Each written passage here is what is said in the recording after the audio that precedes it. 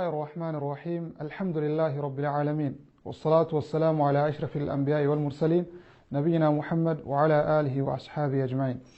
أيها الإخوة والأخوات، كبجمتو تأبولي وانكي أبولي توانتو إن شاء الله في دي ربيتين أكاتا صلاة سري يوكين أكاتا صلاة نبيك عليه الصلاة والسلام اتصالاتا بفا حال سلباتين يوكان أكنا ما هو بتموف قبابستين إسنف إيه السوفيالي قد أكمو بيكمو حديث كيست نبي شر عليه الصلاة والسلام كان أضيفمي بني الإسلام على 5 إسلام مان واشن إرت إجارم تيجدا صلاني أتوبا إسلام إرى إسلام فا إرت أرقمتي صلاني أكمو بيكمو يو أكاتا نبي عليه الصلاة والسلام جدانين هن صلاتين أكاتا بربادموت هن صلاتين كيبلمتين أرقمت guyyaa qiyaamas jalqaba gabrichoon irraa gaafatamu salaata kana yoo salaanni kun tole dalagaaleen biroo in tolaaf jechuu fudhatama irraa qaba jechuu yoo salaanni kun garuu fudhatama hin qabaatin dalagaan biroo fudhatama hin qabu jechuu insha Allah akkuma nabiichi alayhi salaatu wassalaam hadiisa keessatti sallu kama ra'aytumuni usalli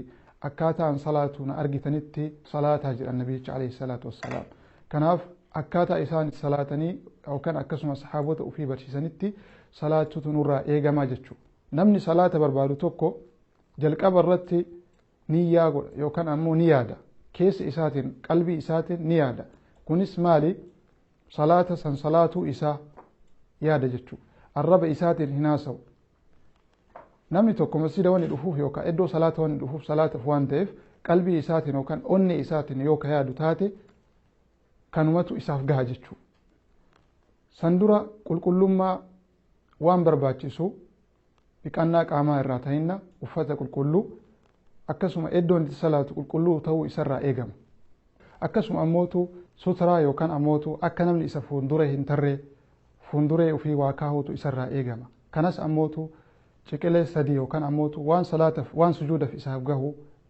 laaluudhaan bifa saniin fuulduree kaa'ata ergasii salaata yeroo salaatuu barbaadu san gara qiblaatitti garagala qiblaan kallattii gara ka'baa yookaan gara makkaa gara masjidil haraam fuula isaa garagalchee dhaabata jechuu eega niyyatee booda Allahu akbar jechuun harka isaa ol fuudha gara salaataa seena jechuu kanas yeroo harka isaa ol fuudhu sirrii gateettii isaa kanaatiin ol fuudhuu danda'a akkasuma ammootu sirrii gurra isaatiin bifa kanaan ol fuudhuu danda'a yoo barbaade akkana godha yoo barbaade ammoo sirrii gurra isaa kanaatiin ol fuudha jechuu Allahu akbar eega jedhee booda harka isaa fuudhee asirra kaata qoma isaatirra kaata bitaa jala kaa'uudhaan mirga gubbaa oolchuun bifa kanaan qabachuu danda'a yoo barbaade ammoo bifa kanaan qabachuu danda'a yoo barbaade ammoo bifa kanallee qabachuu danda'a jechuu garuu irra filatamaan akkan osoo ta'e irra baay'ee filatamaadha eega akkatti harka isaa qabatee booda salaata keessa seene jechuu takbiratul ihraamin yookaan salaata seene jechuu amma booda haga salaama baafatutti salaata keessatti wanni hojjetuun dhorgame hundi irratti dhorgama jechuu ergasii du'aa'ii istiftaahaa yookaan ammootu kadhaa salaata ittiin banu du'aa'ii salaata ittiin banatu kadhata jechuu subhaanaka allahumma wabihamdika watabaaraka ismuka wata'aalaa jadduka walaa ilaaha gayruka yookaan kan birollee kan nabiicharra alayhi salaatu wassalaam nu odeeffaman jechuu danda'a jechuu bifa kanaan salaata du'aa'ii istiftaahaa yookaan du'aa'ii ittiin salaata banan jedhe jechuu أعوذ بالله من الشيطان الرجيم جتشون أكسما بسم الله الرحمن الرحيم إيجاجد إبودا الحمد لله رب العالمين جتشون فاتحة قراءة بسم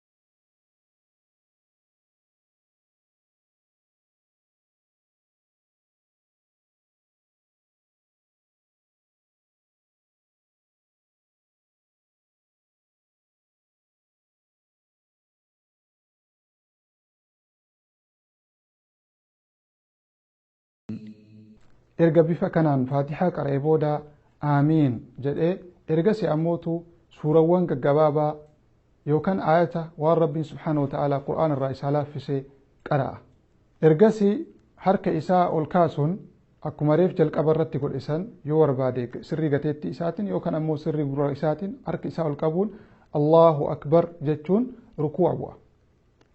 Duuda isaatiin gadi jedha akkasuma harka isaatiin ammoo jilba qabata.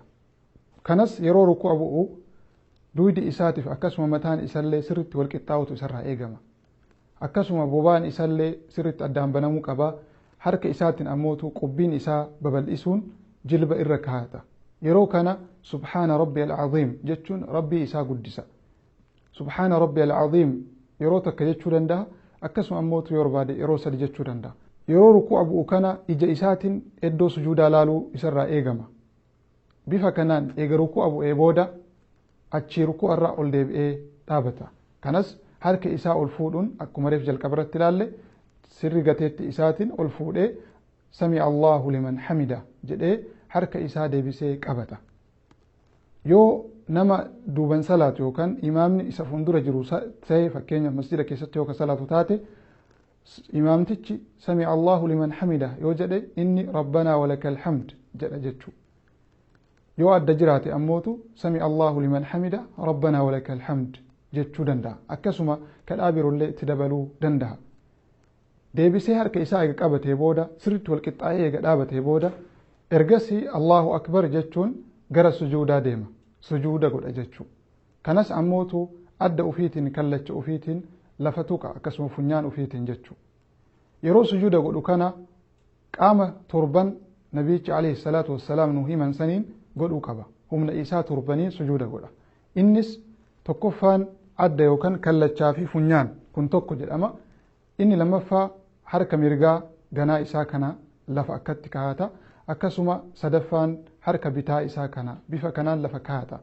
Akkasuma jilba mirgaa isaa akkasuma jilba bitaa isaa akkasuma jaaffaan quba mirgaa isaa ka miilaa akkasuma quba miilaa ka bitaa isaa lafa tuquun humna kanniin torbaan lafa tuquu qaba.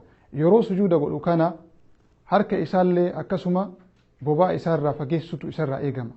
Harka isaa kana akkuma argaa jirtanitti bal'isuutu isarraa eegama.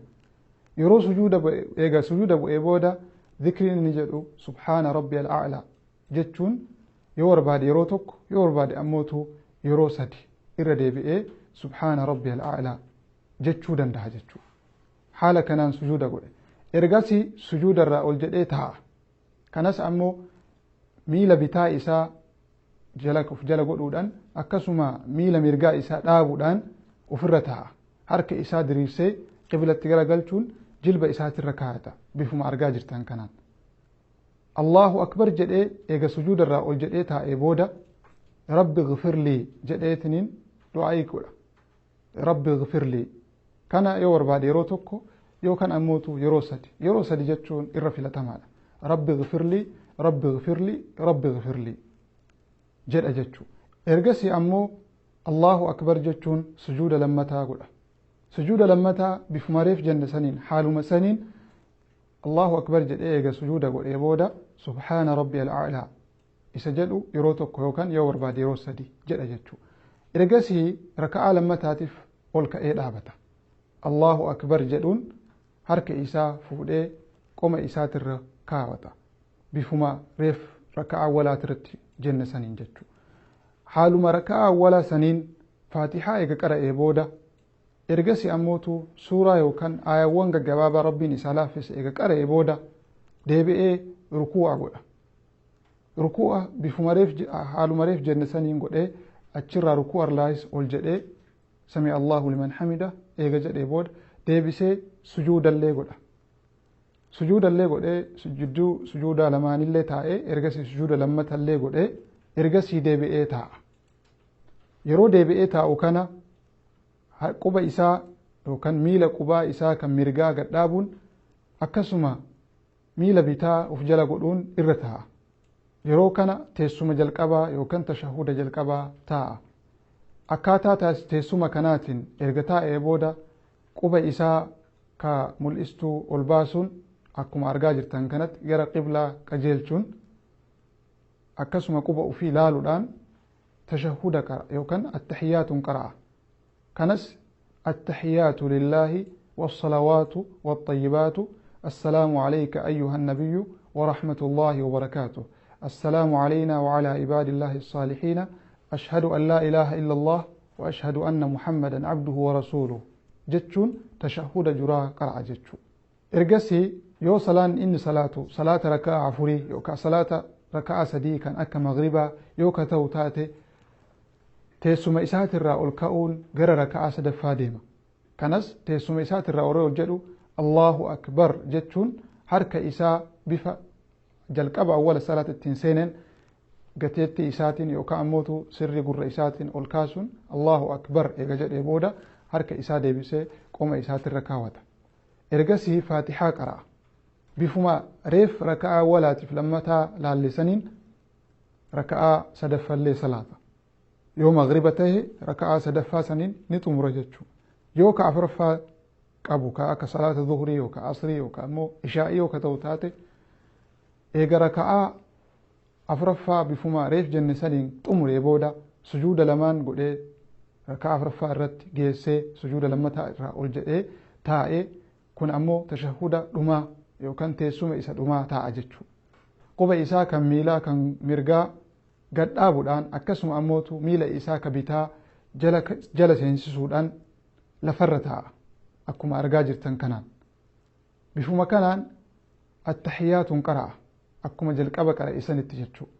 Akkana jechuun attahiyaatu lillaahi wassalawaatu waxayyibaatu assalaamu alayka ayyuhan nabiyyu warahmatullaahi wabarakaatuh assalaamu alayna wacalaa cibaadillaahi assaalihiina ashhadu an laa ilaaha illa allah وأشهد أن محمدا عبده ورسوله إرقسي اتئانسون نبي شرط عليه الصلاة والسلام صلوات بوسى كنس اللهم صل على محمد وعلى آل محمد كما صليت على إبراهيم وعلى آل إبراهيم إنك حميد مجيد وبارك على محمد وعلى آل محمد كما باركت على إبراهيم وعلى آل إبراهيم إنك حميد مجيد جتشون نبي شرط عليه الصلاة والسلام صلوات وكان نجاه بوسى إرقسي اتئانسون دعائي في qara'uu danda'a. Keessattuu kan Nabii alayhi salaatu wassalaam nu dhufan ka akka adaaba qabrii irraa akkasuma ibidda jahannam irraa maganfachuu rabbitti maganfachuu اللهم إني أعوذ بك من عذاب جهنم ومن عذاب القبر ومن فتنة المحيا والممات ومن فتنة المسيح الدجال جديفا ربي تمغنفتا أكسم دعائي في كربي سبحانه وتعالى إسالافيسي كالأجو دندا يرو دعائي قد أكنا yoo barbaade quba isaa kanas sochoosuu ni danda'a. Yeroo kana ija isaatiin quba isaa kana laala. Iddoo sujuudaa hin laalu jechuudha. Quba isaa kana laala. Haaluma kanaan assalaamu alaykum wa rahmatullah jechuun gara mirgaa gara akkasuma assalaamu alaykum wa rahmatullah jechuun gara bitaa gala. Bifa kanaan salaata xumuree jedhama. Rabbiin subhaanahu wa ta'ala salaata rabbiin biratti qeebalamtii fudhatama argattu rabbiin nu haa godhu. هذا والله أعلم وصلى الله وسلم بارك على نبينا محمد وعلى آله وصحبه أجمعين والسلام عليكم ورحمة الله وبركاته.